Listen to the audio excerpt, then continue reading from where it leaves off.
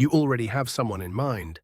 A parent, an ex, a colleague, someone whose behavior left a mark you're still making sense of, someone whose name you typed into a search bar at some point looking for an explanation, and the internet gave you one. Grandiosity, lack of empathy, manipulation, entitlement, a checklist that confirmed what you already suspected and gave it a clinical name. That checklist isn't wrong, but it's incomplete. And the part it leaves out is the part that actually explains the behavior. Here's what the research shows. Narcissistic personality patterns don't develop from an excess of self-love.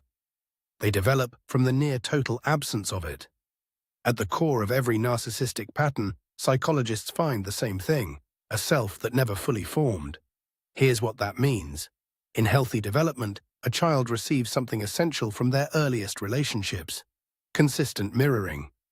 The experience of being seen, valued, and accepted as they actually are, not for their performance, not for their achievements, not for how well they reflect the parent's own needs, but simply for existing. That experience builds what psychologists call a stable self-concept, an internalized sense of worth that doesn't require constant external confirmation.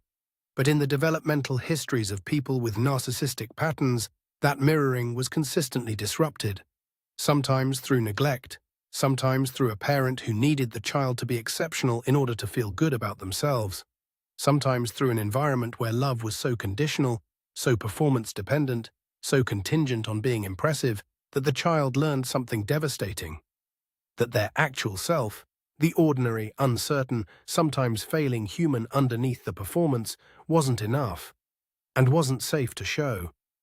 So a replacement self was constructed: grandiose, exceptional, superior, deserving of admiration without question, not out of arrogance, out of survival.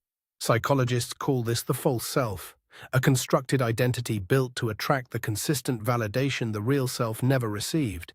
It requires constant feeding, constant admiration, constant confirmation that it is as exceptional as it needs to believe it is. And when that confirmation is withheld, when someone criticizes, challenges, or simply fails to provide the expected admiration, the response is disproportionate. Rage, contempt, withdrawal, punishment. Not because the narcissist is evil, but because the criticism doesn't land on a stable self that can absorb it. It lands on a void, and the void responds the only way it knows how: by defending the false self at any cost. Now here's the part most psychology content never says. You don't have to have narcissistic personality disorder to recognize this pattern in yourself, because the false self isn't a clinical construct exclusive to a diagnosable minority. It's a spectrum. Every person who has ever performed confidence they didn't feel, who has ever needed to win an argument more than resolve it, who has ever found criticism disproportionately threatening, who has ever sought admiration to quiet something uncomfortable underneath, has touched this pattern. The difference between a narcissistic personality and ordinary human defensiveness isn't the presence of a false self. It's the degree to which the false self has replaced the real one, and the degree to which the real one was ever allowed to exist in the first place. That's the question worth sitting with.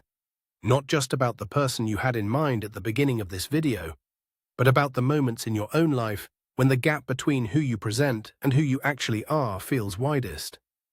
What gets defended most fiercely in you? What criticism lands hardest? What kind of attention you seek when the uncomfortable feeling underneath gets loud enough to need quieting? Because the wound that drives narcissistic behavior isn't rare. It's human. The difference is in what was built over it, and how thick the walls got. If you came to this video expecting a checklist and left with a question about yourself, that's exactly what this channel is designed to do. The psychology most people use to understand others is most useful when it's turned inward.